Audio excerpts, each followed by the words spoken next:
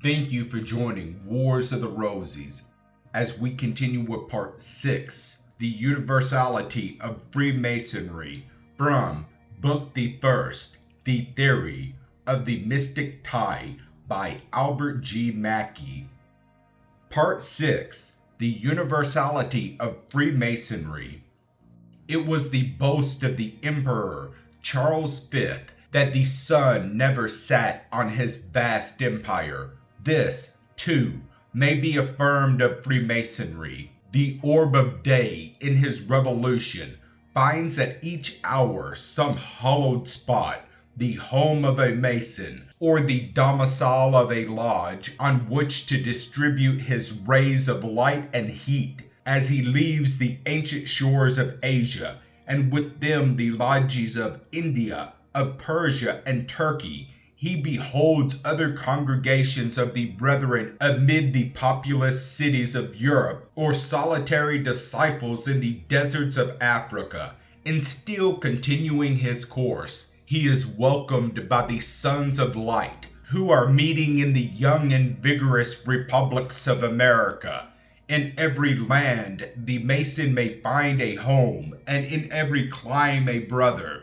I have observed in another work that the universality of Masonry is not more honorable to the order than it is advantageous to the brethren. From east to west, and from north to south, over the whole habitable globe are our lodges disseminated. Wherever the wandering steps of civilized man have left their footprints, there have our temples been established. The lessons of Masonic love have penetrated into the wilderness of the West, and the red man of our soul has shared with his more enlightened brother the mysteries of our science, while the arid sands of the African desert have more than once been the scene of a Masonic greeting. The statistics of Freemasonry furnish abundant evidence of the wide extent of the institution. Author's note: the following remarks of Brother L.V. Bierce, late Grand Master of Ohio, in an address to his Grand Lodge in 1854, are germane to this subject.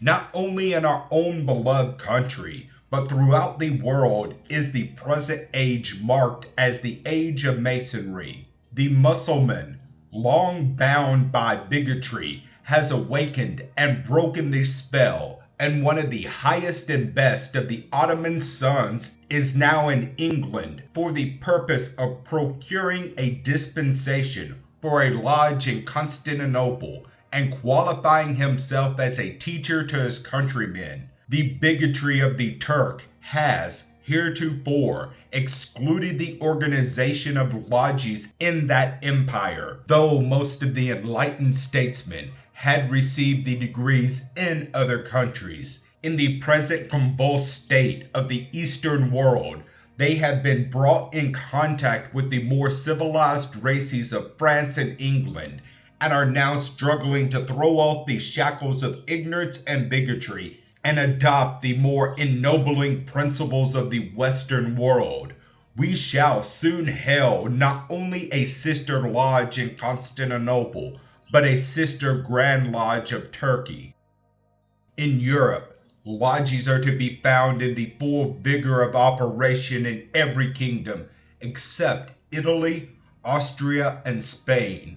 And even in these countries, although the persecution of the Roman Church and the tyranny of the state have prevented the public exhibition of our rights, the order has numerous attached and zealous adherents. Wherever there are European, has taken root, and many of the natives, and continue to be initiated. Masonry is successfully practiced in Turkey and Persia, in Egypt, Algeria, all the English and French, and even Goa, once a famous seat of the Inquisition. The banner of Freemasonry has been unfurled.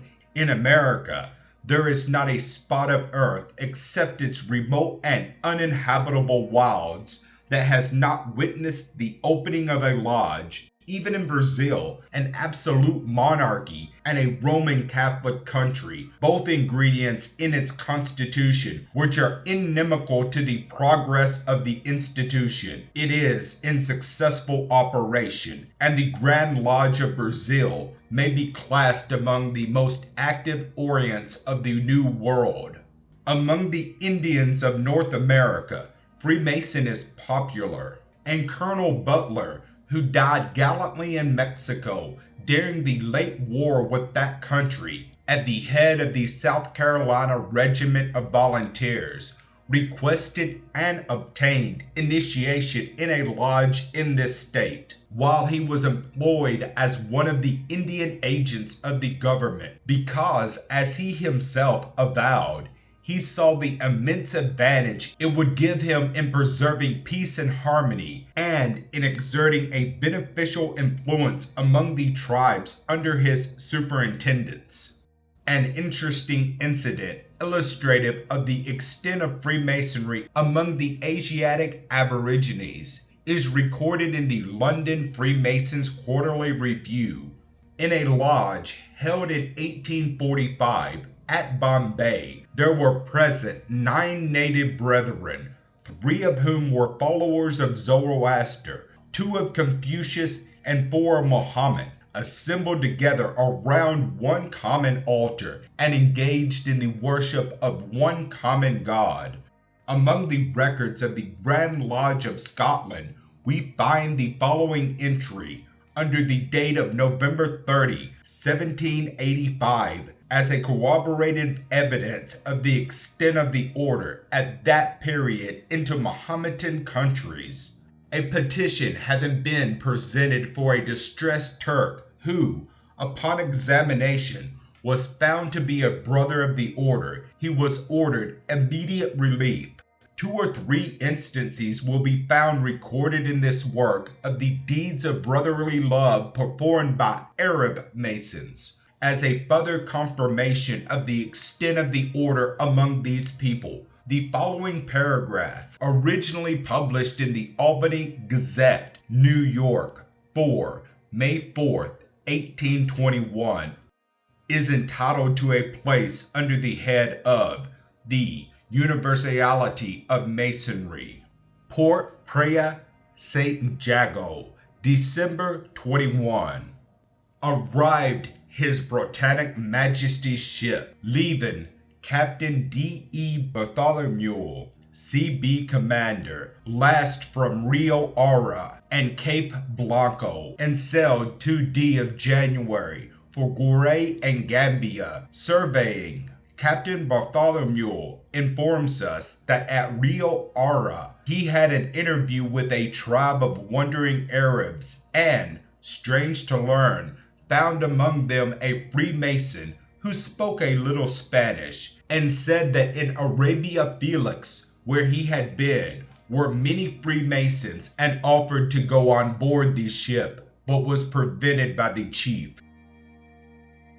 Important and numerous as are the moral and physical benefits of Freemasonry, arising from the mystic tie of brotherly love, which unites its members in one sacred band, their importance and number are increasing in an almost incalculable degree, but this characteristic of its universality, the Mason who remains at home and mingles but little with brethren from other regions of the globe, can have no adequate conception of the wonderful results produced by this vast extension of our order over the 4 quarters of the earth. It is the traveled Mason alone who is capable of discovering the difference between the general and cosmopolite operations of an institution like this and the confined and local influences of all other friendly or benevolent societies. The Mason alone is conscious that, go where he may, amid the frozen hills of Siberia or the burning sands of Africa, among strangers or foes, in poverty and distress, In sorrow and in sickness, there is always with him an invisible shield that protects him from danger and an unseen pillar of strength that supports his faltering steps. The cord of brotherly love that encircles the world continues to embrace him in its ample fold. Author's note: Stephen Jones has well illustrated this view of the advantages of the institution in a Vindication of Freemasonry, written in the last century. Let us suppose a Turk, a Jew, and a Christian, shipwrecked and thrown almost lifeless on a foreign shore, perhaps to an inhospitable one, far from being relieved by the inhabitants, who may be either pagan or, if Christians, Christians of a different church from the miserable sufferers. They will be probably stripped of any valuables that may be attached to their persons, or at least be left unassisted and disregarded. If they beseech succor to preserve life, it is a great chance, but religious prejudices step in to prevent or abridge that succor, and in despair the men may die. We now, for the sake of argument, will suppose that each of the three is a Mason. The first thought that occurs to him in his distress is to inquire if any lodge of Masons or any individual members of that order are settled in the country, and what country can be mentioned where civilization or even where commercial intercourse has penetrated and Freemasonry is not known. To this lodge, then, or to these individuals, each addresses himself as a brother, and having by significant signs and tokens, known only to the initiated, proved the truth of his assertions. The ineffable influence of our principles will not fail to be happily experienced. Were I to travel into a foreign country, says the Reverend Salem Town, I should consider my Masonic relations the surest safeguard, aside from divine protection, that could be thrown around me. Masonry is not a fountain, giving life and beauty to some single hamlet, and slaking the thirst of those only who dwell upon its humble banks. But it is a mighty stream, penetrating through every hill and mountain, and gliding through every field and valley of the earth, bearing in its beneficent bosom the abundant waters of love and charity for the poor, the widow, and the orphan of every land. Enthusiastically, yet truthfully, has the brother already quoted exclaimed, "What an angel of mercy is found in the universality of this ancient and venerable institution." Thank you for watching, and please don't forget to share, like, subscribe, and comment. And if you can, please consider donating to Wars of the Rosies. Links to PayPal and Patreon are in the description. Thank you so very much.